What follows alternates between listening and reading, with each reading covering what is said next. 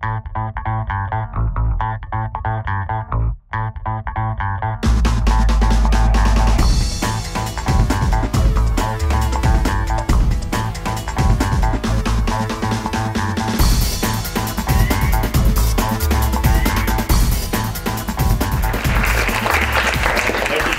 really excited to be here and to be at Middlebury. I look for every reason to come back up to school.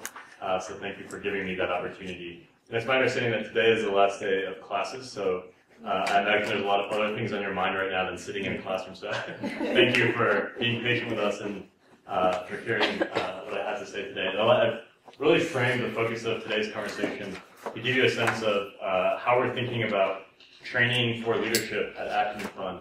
It's something that we really have organizationally prioritized a lot over the last few years in particular. But before doing that, I really thought it might be interesting. I remember sitting in your seats, which seems like not too long ago, but in reality it kind of was, and thinking through how do you go from a place like Middlebury into the real world and kind of navigate that path.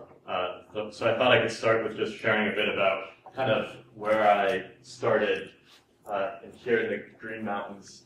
And where you guys are sitting today is where a lot of my thinking really took place. And I arrived at Middlebury with this very vague sense of what I wanted to do with my life.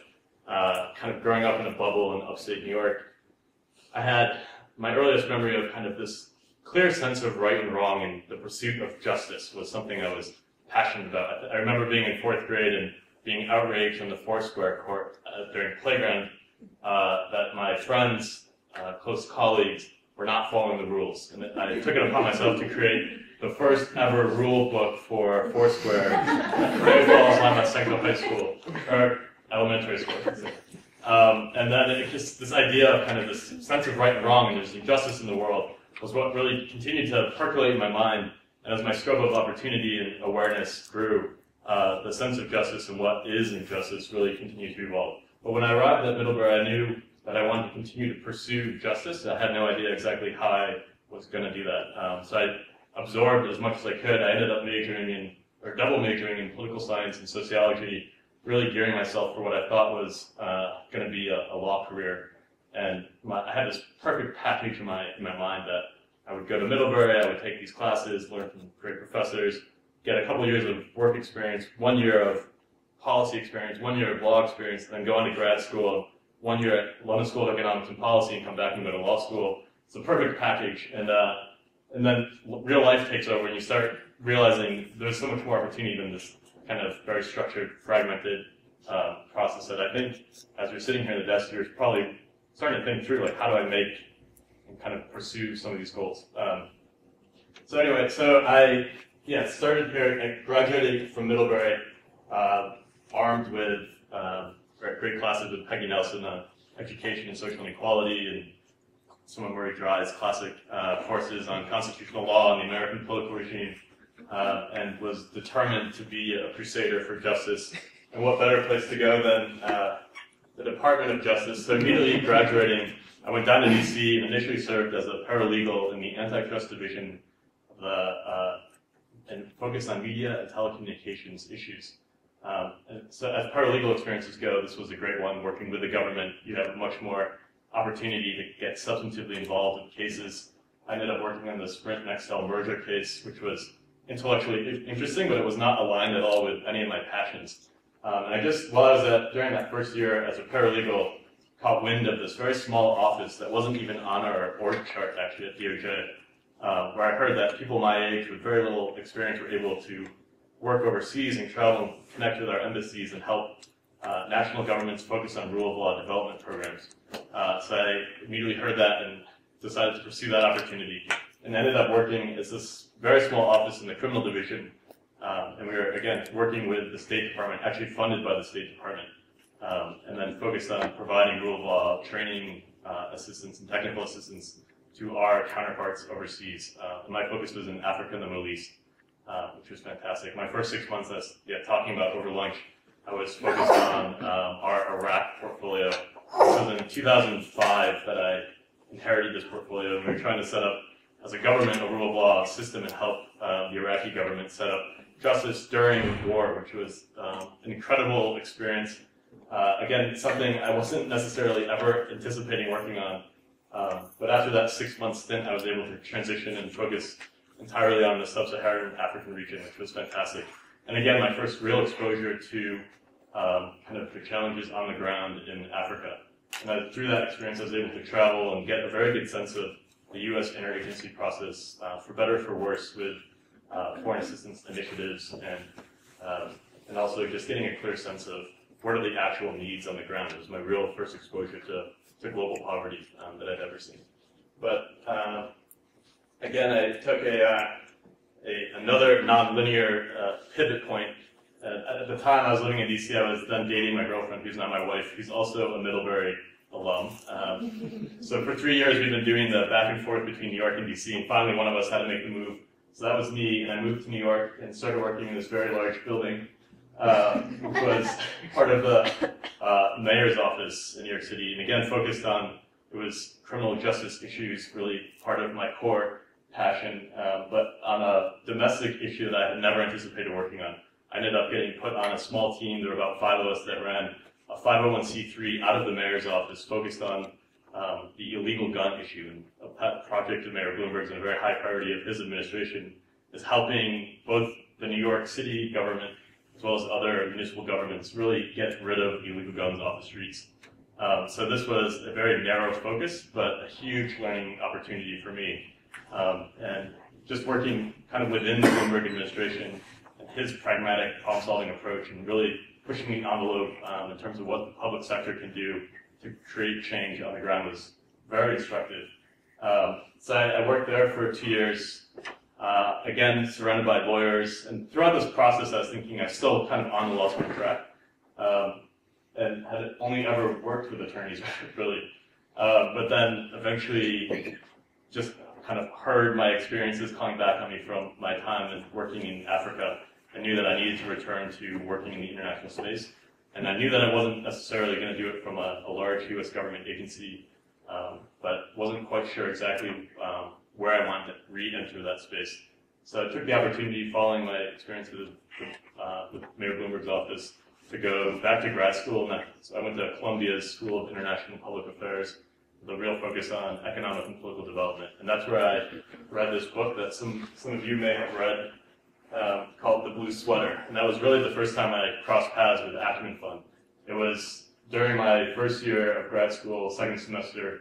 I read this book in about one sitting and decided I need to work at this organization. I need to work with Jocelyn Novogratz.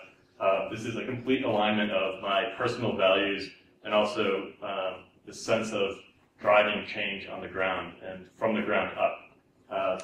But again, I had no idea or even access to Acumen Fund, so I wasn't quite sure how to navigate that process. But and it's a much longer story, but which I can explain maybe during the Q&A of how I eventually got my foot in the door at Acumen Fund, but basically used the time as a student to kind of make that first kind of introduction of myself and my interest, was able to connect that way. But I've now been with Acumen Fund for just about 2 years, this month actually. And my role has also shifted a bit within the company. I came in with a real focus. At the time, Acumen Fund was just getting a lot of interest from folks at State Department, USAID, in terms of learning and sharing insights and what we're seeing, what works, what doesn't work on the ground. As Raj Shah at USAID or Hillary Clinton at State Department were looking for ways to try to utilize public resources with greater impact in the development space. But on Acumen's staff, there weren't people that had real experience in DC and just how to navigate kind of the DC scene.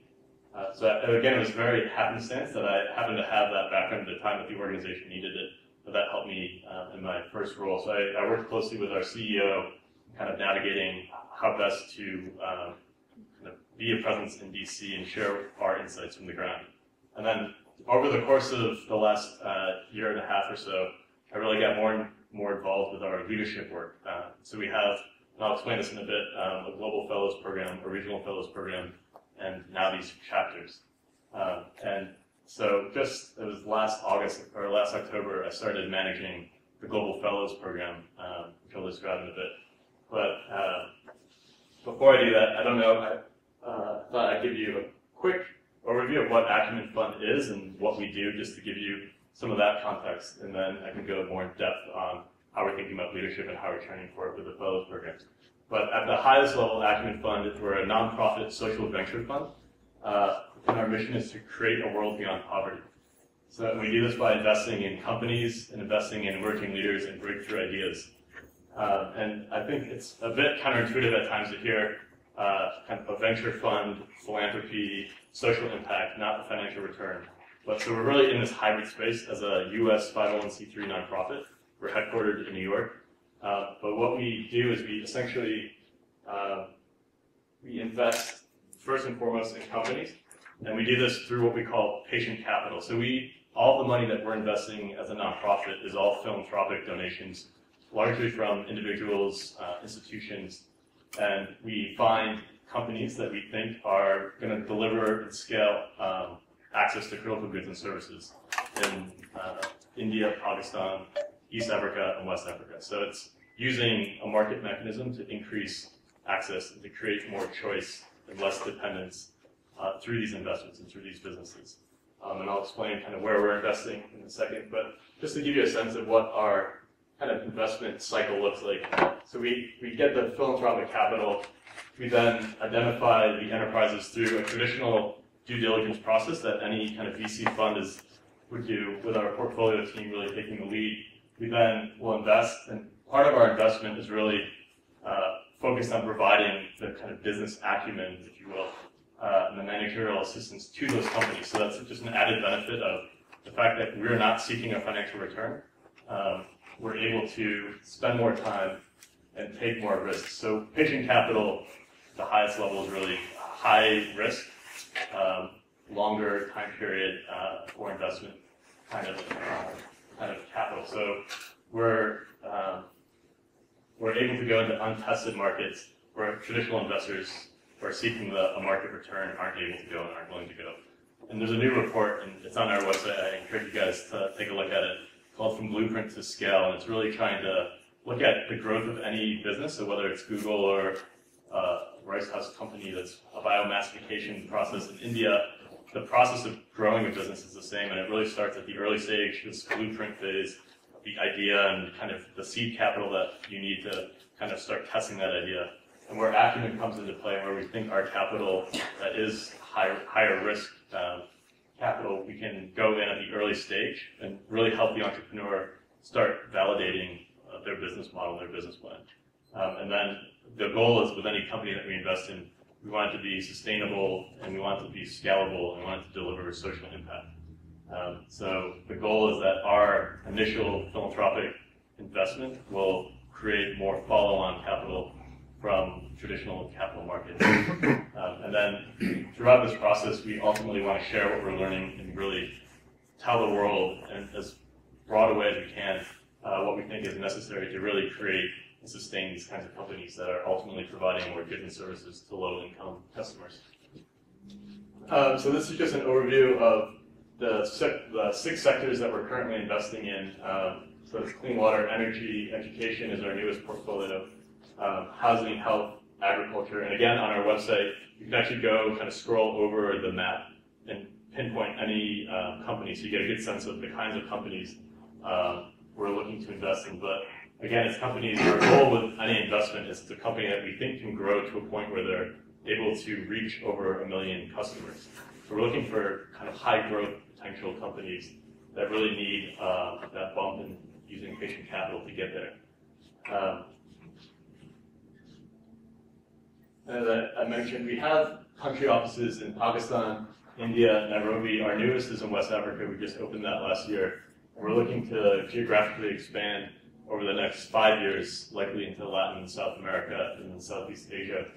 And within each kind of investment geography, we really try to create an ecosystem around those investments. So we connect with local entrepreneurs, local business leaders, local community leaders, to really create an enabling environment for entrepreneurial growth in that region. And overall, the cumulative impact to date. So Acumen Fund started as an idea just about 11 years ago. Our founder, Jacqueline Novogratz, who actually was here last January and spoke at last year's symposium, She's still our CEO and founder. And over the course of the last 11 years, we've invested $81 million in 72 companies. And just this week, we announced that we've reached our 100 million individuals who've been impacted by this investment. And through this, we've created over 57,000 jobs. So again, it's huge impact, but we're never, in the large scheme of things, we're still kind of, our $81 million is just a drop in the bucket. And what we're trying to share a demonstration project in a lot of ways of what it takes to really identify, sustain, and then scale these companies. So we're hoping, and by sharing our knowledge more broadly, to get more and more people. I think when Acumen started in 2001, it was really the first of its kind in this hybrid space between using philanthropic dollars and investing almost like a traditional VC fund into companies. And now there are over 200 so-called impact investing funds. So it's really, there's a growing sector around this kind of work. And then I'm here today to really focus on is our investment in leaders. So through our investments in companies, one thing that we've noticed from almost day one is that just as important as the financial capital is to growing that company, the human capital is as important, both for the company in the short term, but also for the sector in the long term. So in 2006, we launched what I'm now managing, the Global Fellows Program, which each year we identify 10 fellows. And I'll explain the structure of the program in a second. But these are people that we think have both the long-term commitment for social change and social impact and the passion to get there, and then also the kind of exceptional technical skills, the operational financial skills that will add real value to our companies in the short term. So it's a bit of a dual purpose program, and really initially was designed to help fill the talent gap on the ground within our companies. And then over time, we've just seen the potential expand so far beyond that. So each year we receive between 900 to 1,000 applications from over 100 countries for the 10 spots. It's an incredibly competitive process, but incredibly exciting at the same time that we're able to access really a global applicant pool and people that are coming from all walks of life.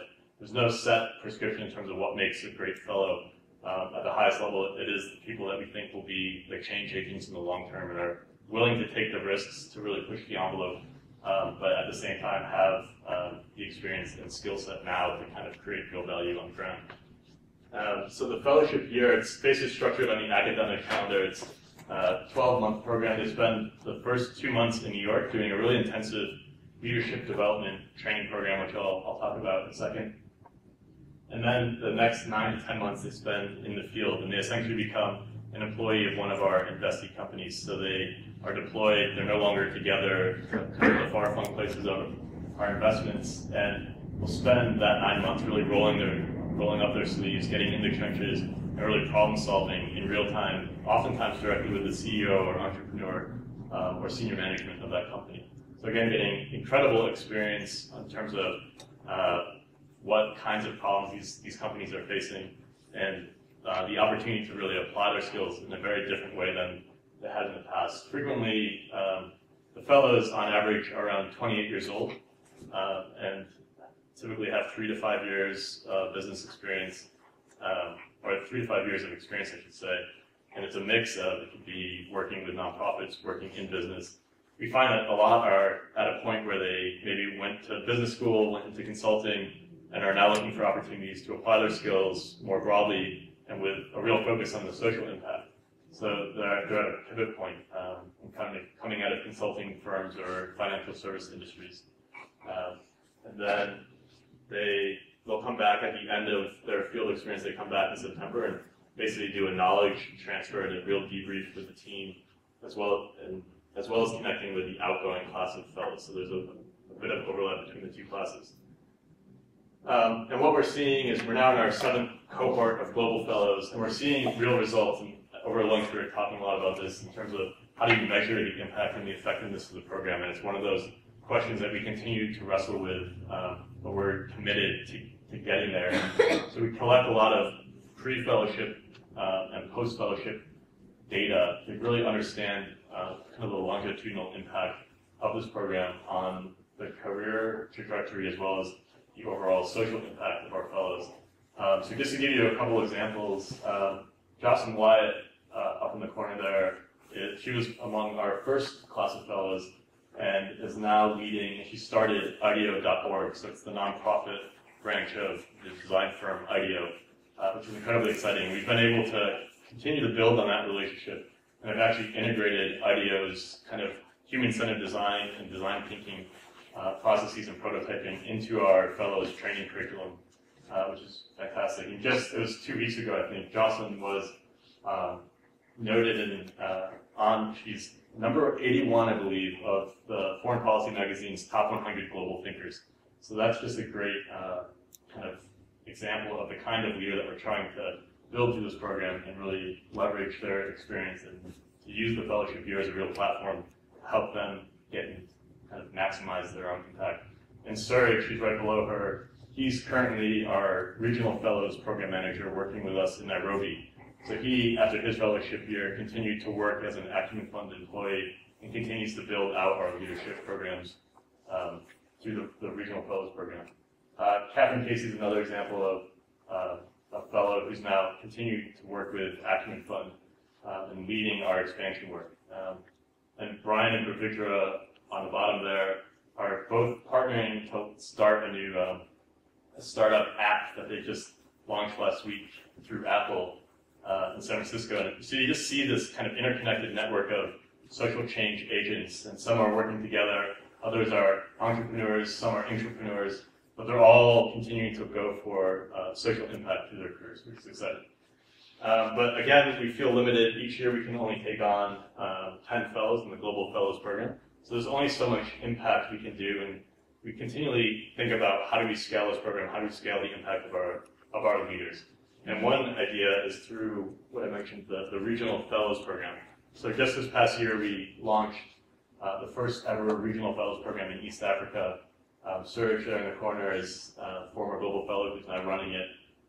And it's really this kind of came out of this idea that the Global Fellows Program is great, but it's essentially folks coming in, they're helicoptered down and land into a geography. And how great would it be if we can start building local leaders from the ground up and kind of connect the dots from both angles.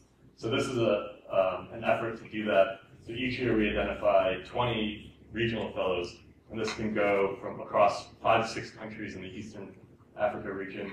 And each of them, the structure of the program is a bit different than Global Fellows in that it's more like an executive MBA program. So that rather than taking them from their everyday life for 12 months and putting them somewhere else, we're able to continue to cultivate their skills that they can apply back to the companies and the initiatives that they're working. So they're all working on social change projects, and that's part of the requirement to get into the program.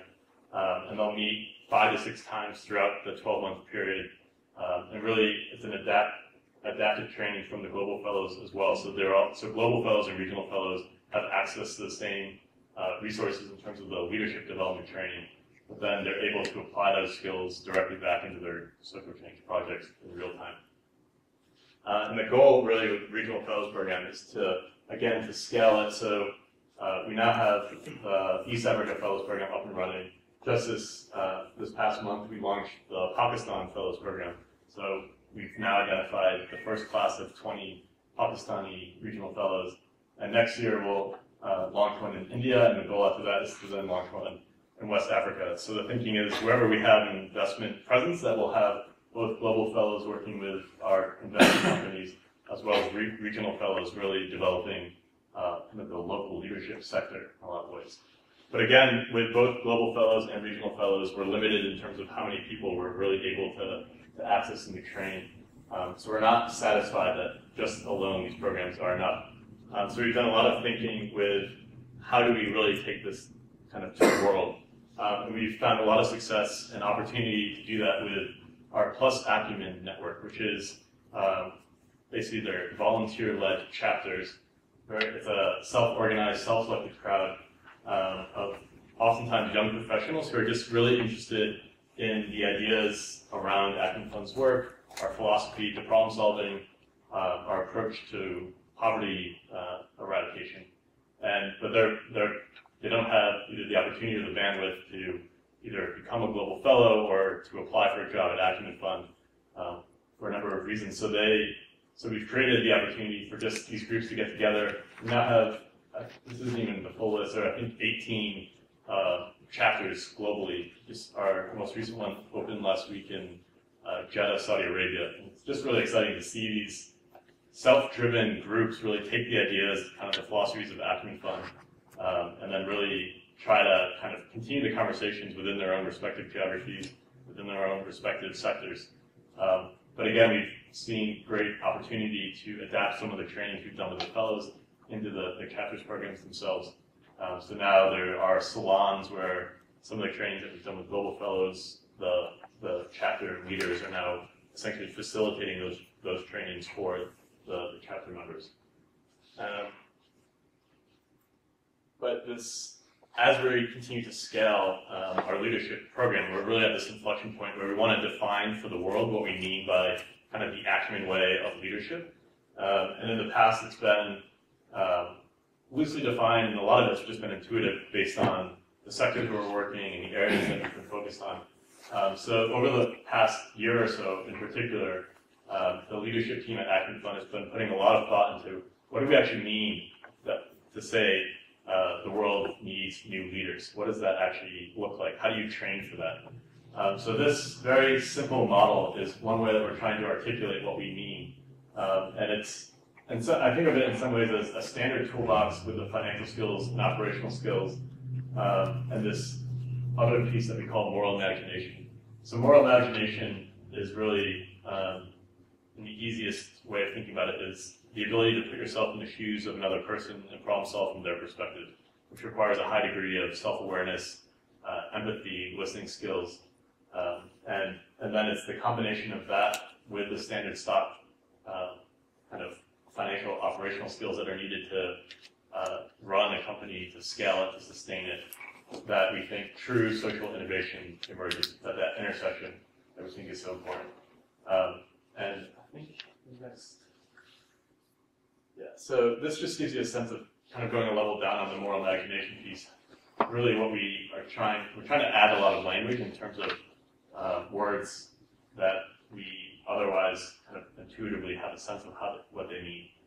So it's really this balance of humility and audacity. And at Acumen Fund, we're constantly balancing opposing values and holding these tensions in our work. So really trying to really value that in a lot of ways through our leadership offerings. And this just gives you a sense of some of the skills and traits that we're trying to identify and train for through the moral imagination piece. And over the course of this past year in particular, as we've kind of fleshed out the core tenets of the leadership model itself, the next step is how do we train for that? It's great that we can say these words sound nice, the idea of opposing tensions and values sounds great intellectually, but what does that actually look like on the ground? So we've developed a core curriculum and the goal with this is really to kind of make sure that we're training against all of our intended objectives in a way that can be scaled to the other programs. So whether you're a regional fellow, a global fellow, or a chapter member, you're speaking the same language, you have the same orientation in terms of how you're solving problems. So it's been very exciting, to say the least, and to try to really develop this core training curriculum. And as I mentioned, we've partnered with a lot of thought leaders beyond the social sector to kind of provide access to our fellows to some of the most innovative ways of tackling some of the world's most intractable problems. So we've partnered with IDEO, as I mentioned. We're working closely with an organization called the Cambridge Leadership Associates, and they have a lot of conceptual frameworks around this idea of adaptive challenges versus technical challenges, leadership versus authority. So it's adding a lot of language in terms of kind of equipping our fellows with an orientation, but also with a practical toolbox that they can then draw from as they're in the field and trying to set up a business that is hopefully increasing access to goods and services.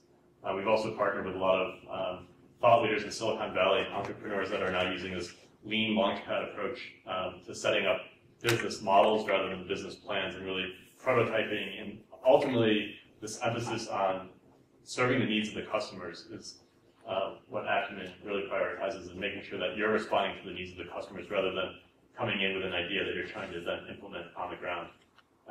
So the training curriculum really reinforces that throughout the year.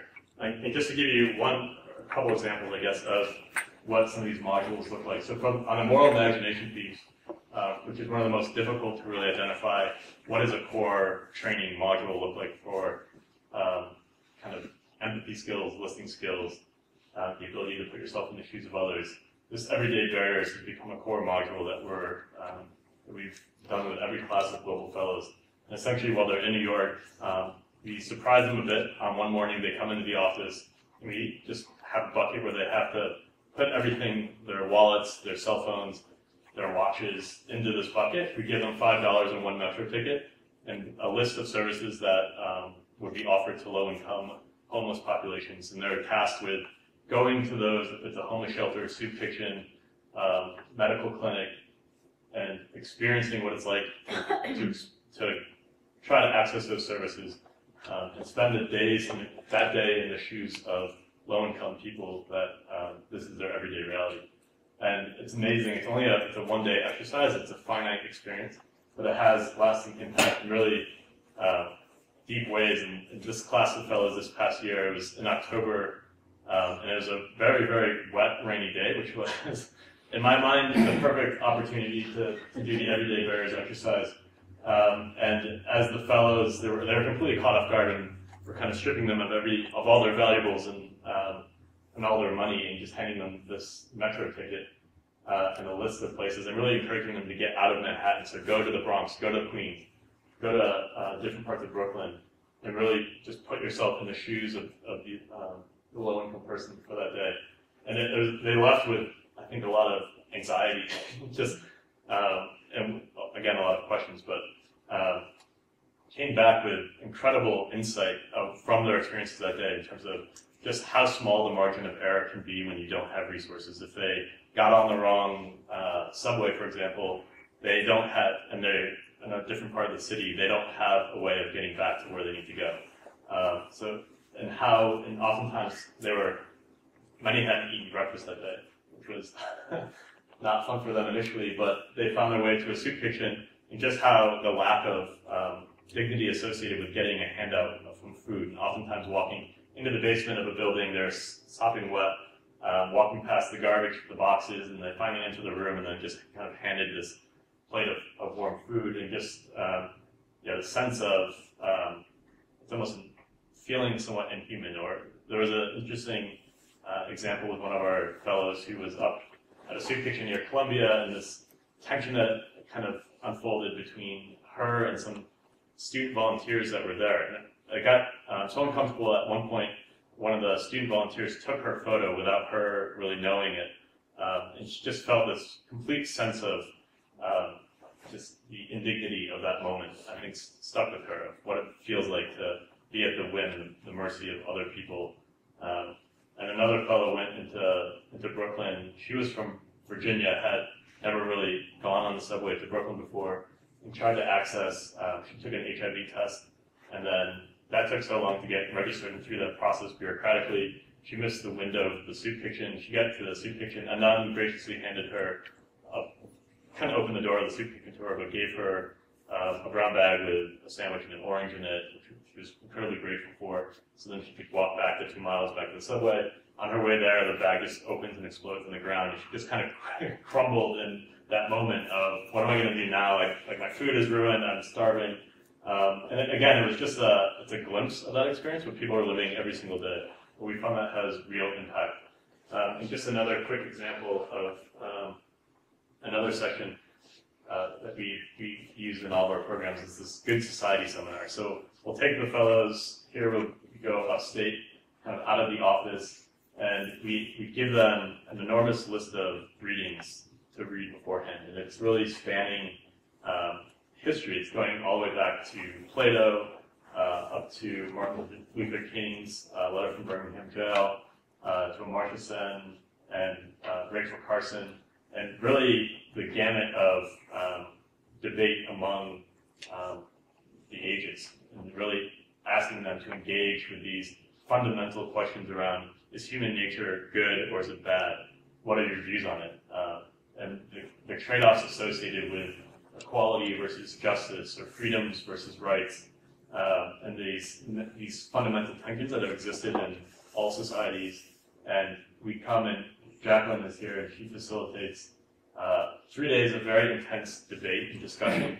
And again, it's really an effort to get the fellows to identify and understand their own position on some of these big picture questions, but also to really engage with the group and share and discourse their ideas and explore the questions together. And I think a lot of times the fellows think once they're selected as a global fellow, that Acumen is going to provide them all the answers. This is an opportunity to get all the answers you've been craving. And I think what we're actually doing is leaving them with a lot more questions, but with a real clear commitment to themselves and to each other to continue to ask themselves these questions and to remind themselves of what is the bigger picture you're going for, which I think is really connected to a lot of the work that the center here at Middlebury is doing, and John Isham's work, based on Anthony Cronin's work as well at Yale, with what are we living for? And it's really these fundamental questions that our fellows are constantly revisiting throughout their training.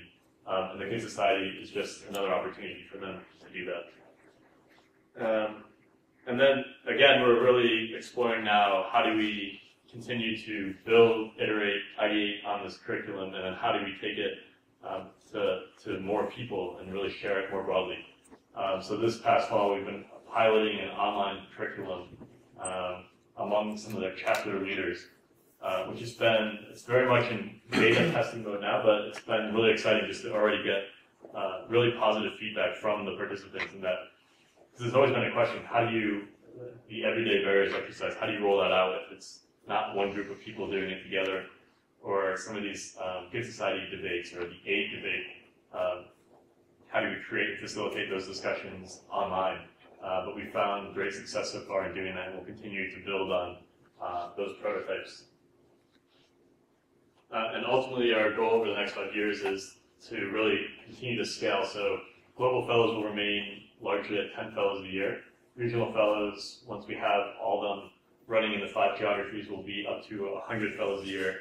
Acumen chapters, we hope to scale to over 1,000 chapters. And then with the online curriculum, hope to reach tens of thousands, if not more, people. So it's very much, in a lot of ways, still early stage where we are and what we're trying to do. But it seems to have real exponential growth potential, which is very exciting for us. And Acumen Fund, we often use metaphor and images to describe a lot of our work. And this image of this rice plant, to me, is one that resonates as I think about our work in leadership, and that the rice plant selflessly serves so many people by providing food to billions of people around the world. But it always remains grounded and almost bending towards the earth with real humility. So and I think of this image as it reminds me of the kind of the core values that we're trying to build with our fellowship programs, of this selfless service to others and constant humility, but the audacity and the risks associated with what's needed to take the first step towards social change. So I'll stop there, and we can have more of a kind of informal conversation, discussion. I'm really interested to hear what you guys are thinking about this stuff, your work with the center, other classes here at Middlebury, and would open the floor up to you guys.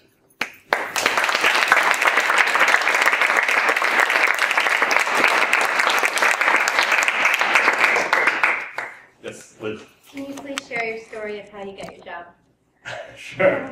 So, I think this actually, it's, I think, an important lesson for students, because I do think there's real opportunity when you are students to take full advantage of the security associated with being a student. So, it was the summer, I'd read the book in the last semester of my first year of grad school. I knew already this was the place I wanted to work. I had no idea how to get there. Just by happenstances, a month or so, even a couple of weeks after I read the book, I heard that Jacqueline was coming and speaking at school, and I was, of course, thrilled. I was like, oh, this is my chance. I'm going to be able to connect with her and explain how excited I am for this work. And I came to class one Friday shortly thereafter, and everyone, there's actually a social enterprise class up Columbia, and everyone was talking about how great Jacqueline was. So it's like, also she was there last night, and I completely missed the talk and was completely, and I just, yeah. So how did I not see any of these posters? But luckily for me, one of my classmates, who I actually didn't even know at the time, had attended the talk, and part of our assignments in this class for social entrepreneurship was to engage and to interview a real-life social entrepreneur. So this classmate of mine just happened to be leaving the building at the same time as Jacqueline, and just kind of audaciously asked Jacqueline if she would be willing to be interviewed by 3 to 4 Columbia students in the coming weeks.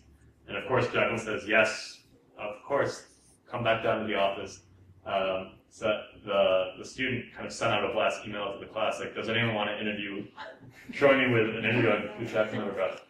So I of course said yes, and after that meeting, which Jacqueline graciously spent about an hour with us, just answering our many questions, I followed up with an email just to Jacqueline, basically saying, I'm a student, I can work for free while I am a student, any way that I can be engaged or to help contribute to your mission, I want to. And really just thinking this is a far-flung email, not expecting a response at all. But Jacqueline being Jacqueline, she actually responded to me and linked me up with some of her staff at the time, who then were like, brought me in and gave me some projects. And the first project I worked on was creating a teaching guide for the blue sweater. So it's really kind of a blank slate in terms of this book we think has some real lessons that could be of value to students and professors, particularly in business and policy schools, but we, again, have no means of really conveying what's in the book systematically across, beyond just word of mouth. So I took it upon myself to really try to find a way to kind of capture a lot of the core lessons from the book, and that was my first kind of real project with the Acumen Fund. And then again, through that interaction, I got to know the staff pretty well and also heard the trials and tribulations of Acumen Fund's conversations with folks in DC in the policymaking space in general, and knew that there was, again, a lot of opportunity to get involved more substantively on the policy side, and to really leverage my background that way. So that was really kind of the start of the next phase of my involvement with Acumen. I still had another year of grad school, and actually my colleague Catherine Casey, who I pointed out, she was in that role that was kind of working with Jacqueline on policy, and ended up getting permission from our board to go move to Ghana for the year and to really set up shop and start our office in West Africa. So unexpectedly, there was a hole in the staff of Acumen Fund on the policy space about halfway through my second year. And it was, so I applied for the job not thinking, again, that there's no way I can get this, I'm still a student. But miraculously got the job, and I actually started working my last semester of school. So it's a bit of a 24-hour cycle for those 3 to 5 months. But it was an opportunity that I knew I wanted to hold on to and I wouldn't let pass up. And it all started with just a random email that I thought would go nowhere. And I think that's and it's something I share with a lot of students, because I think there's a certain safety net involved. There's nothing to lose in a lot of ways when you are a student.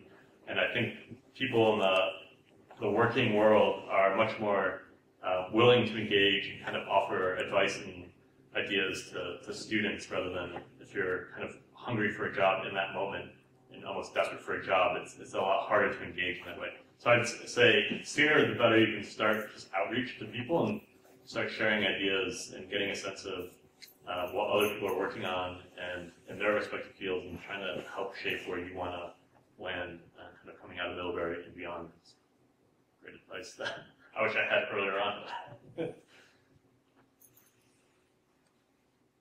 Have you Yeah. done that? Have you done the breaking down the barriers exercise yourself? Yeah, And what did you? yeah, actually, and I have not done it, but in 2 weeks I will be doing it. But at least you'll know, you'll have breakfast. Yeah, yeah. So it's interesting. A lot of our leadership training, we're also adapting for our staff members, and it's in many ways our staff now have a global team of about 75, about half of whom are in the New York office. And in the past, it's been very much of a kind of entrepreneurial startup culture at Acumen Fund. And now as we're 10 years old, really trying to build a strong institution in making sure that whether, again, you're a fellow or a staff member, you have this common shared experience and shared language. So in a couple of weeks, the New York team, unbeknownst to them, will be participating in an everyday barriers exercise, myself included, which will be really exciting. And I think there's every experience is unique for people during that exercise, but the insights are always incredibly compelling. So I'm excited just to see what comes out from a staff member's perspective on that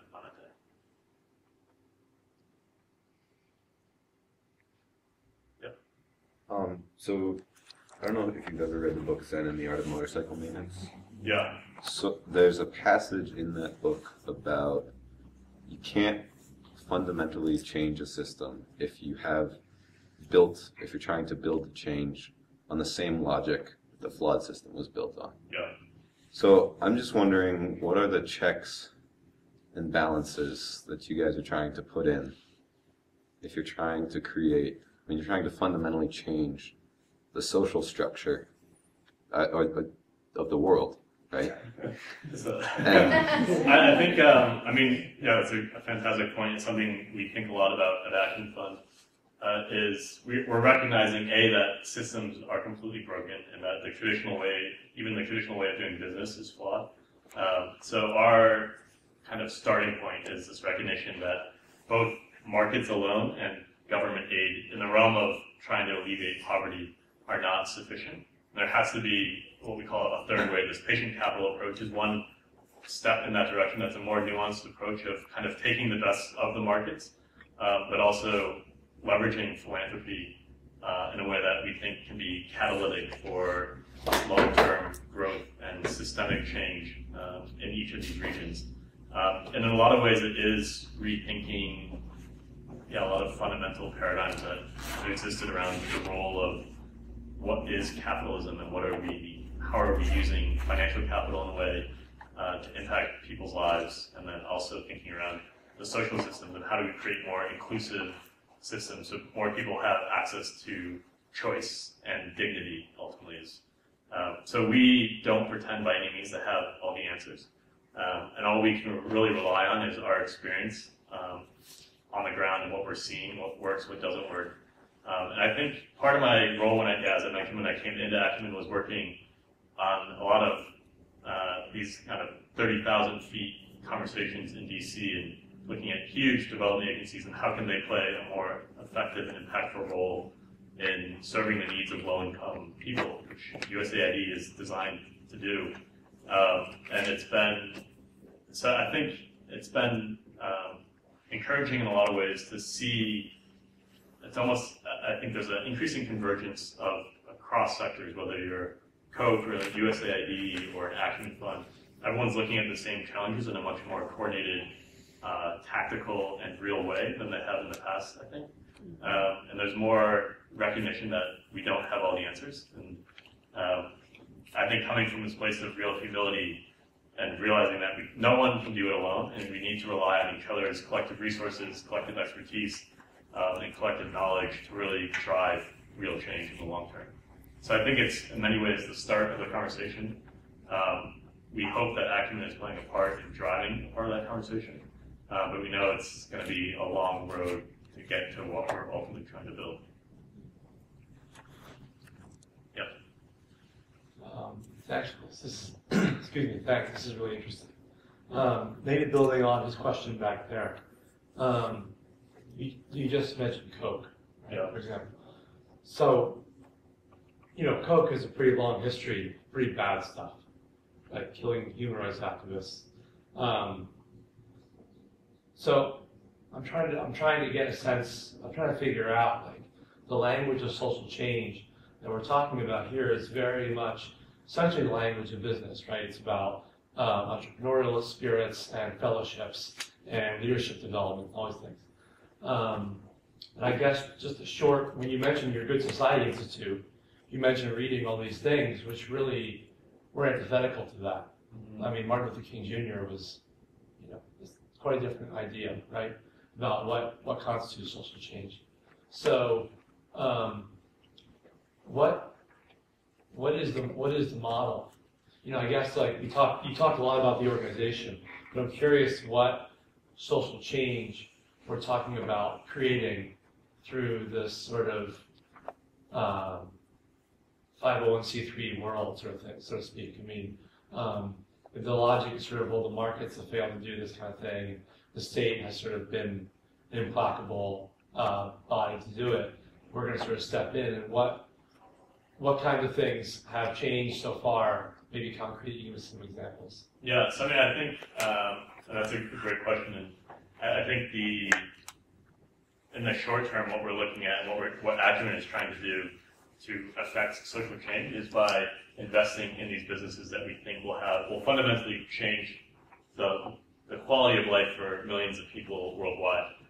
So it's through us deploying patient capital, using this philanthropic capital in a way that we think will grow a business that is ultimately providing more access to goods and services that are needed to live a life of dignity. And so we're able to measure in the short term, in real time, through our investment work, what the numbers of people reach through these companies alone, which is the more, I guess, tangible, measurable product that we can point to right now. I think what we're really trying to build, and what we're hoping our portfolio, which will always, our investment work in companies will always remain the foundation of what we're trying to do. But I think as we're growing now and kind of more opportunities to share our knowledge and insights more broadly, even through this kind of leadership development programs, we're trying to change some of the conversation. I think in the past, and if any of you have read Jacqueline's book, The Blue Sweater, she talks about sitting on these panels where the debate is access to water a human right or not, and just getting into these incredibly complex discussions around that. And she kind of wants to just raise her hand and say, this isn't the right question to be asking, or how are we thinking about creating access to water? And the question should be around distribution, not is access to water a human right, because ultimately what we're all here in agreement is that we want more people to have access to clean water. So let's think strategically around how do we do that. So as part of it, I think, is even just changing the language around some of the conversations at the highest levels, if it's at Coke or State Department, and we hope that Acumen is playing an additive role in that discussion, just trying to shake the paradigms that have existed in business and government and philanthropy for so long. I was just going to add that we had a parent here a few weeks ago, Eric Postel, who is an administrator with USAID, and I don't know if anyone was there at that, but it was really interesting to hear about how USAID at the top ranks are looking at how places like Acumen and some of these, the microfinance model, looking at different models for the way they've been doing business. So it's a really interesting shift, I think, and I'd love to hear from you if anyone's interested. It's just like how the shift in Washington is also looking at these different models, and could we have just, a different way, like governments may handle these issues a lot differently 20 years from now. Yeah, I mean, it's been exciting, and I was saying at lunch, in a lot of ways it feels like the new frontier for all of us, that no one really knows, no one has all the answers to what needs to get done in order to kind of achieve these idealistic visions for what the world could be and what the world should be. And even over the course of my engagement in DC, just for the last year and a half, it's been really exciting to see that the ideas are really taking off, and that and there are a number of folks at USAID and State Department who are really on top of the ball in terms of how government can play a more constructive role in deploying public resources for even private sector growth. And it's across kind of the development space in DFID in the UK, their development agency, folks in Norway. So the kind of donor community, there's a lot more targeted analysis in terms of how can these public resources that have been deployed primarily as grants in the past really build an ecosystem for entrepreneurship, and that recognizing that a lot of the economic growth will be driven from private sector development rather than, and it's not the role of USAID to come up with the innovations. Entrepreneurs are going to come up with the ideas. So take that off the plate of USAID, but like USAID actually can provide huge value in the growth of these companies. And then so if it's kind of the early stage grant financing from a government agency, and then the philanthropic, higher risk, longer term capital from an organization like Acumen Fund, then that will then attract some of the traditional private equity or just commercial capital that would come in and then really help scale these companies. So our $81 million we've seen has resulted in it's almost $400 million of follow-on capital into those companies from traditional kind of capital market players, which is exciting. And we've had a lot of ongoing discussions as well with different aid agencies and trying to think collectively around some of these big picture questions. And this past year, we've partnered for the first time with USAID on a loan guarantee facility. So USAID is backing loans to our companies up to 50%, which is really exciting. So we're not taking on any U.S. government money, but we are kind of activating it in a real way that can help drive some of just the local development through business on the ground there. And then with each kind of engagement with a U.S. government or other government agency, I think Acumen's goal is really to provide a demonstration project that could ideally be replicated. So whether it's the Norwegian agency with another nonprofit in a completely different geography, if the fundamentals are still applicable to that partnership, that they can learn from what we're doing, that's a huge success for us. Yeah. To follow up on that, at the talk about USAID, one of the things that was mentioned was a huge cut in funding for monitoring and evaluation of the existing programs to trying to find out if they actually work. And you showed some stats about people reached and numbers of amount of money spent. But what do you guys do to actually evaluate how well that money is being used outside of those statistics? Yeah, that's another area that's been a very high priority for Acumen. Kind of from day one at Acumen, before we did anything, we knew we wanted to measure our impact in a very real way, in a systematic way. And as we grow, it's something that we continue to try to do. So we've done a lot of work on the portfolio side of things. So through all our investment dollars, we have different mechanisms for measuring the impact, kind of where a lot of these numbers come from. And one is the system called Pulse, which we co-designed with Google, that basically all of our portfolio companies are required to be compliant in tracking a bunch of different data through their companies and how many people they're reaching. The question remains around kind of outcome or outputs versus outcomes, and that is an area that continues to, and we try to also drive the conversation there as well, as like how do you actually measure outcomes through the outputs. So we have the Pulse system. We've worked a lot with peer organizations and the Rockefeller Foundation and this Aspen network of development entrepreneurs to help define a taxonomy around measuring this impact. So there's the IRIS guidelines, and there's now it's the Global Impact Investing rating system, GEARS, so any kind of impact investing fund can basically use this existing taxonomy to start measuring their impact. So we've tried to help develop that sector and those kinds of measuring tactics. We also have another approach we call, the acronym is BACO, so it's Best Alternative Charitable Option.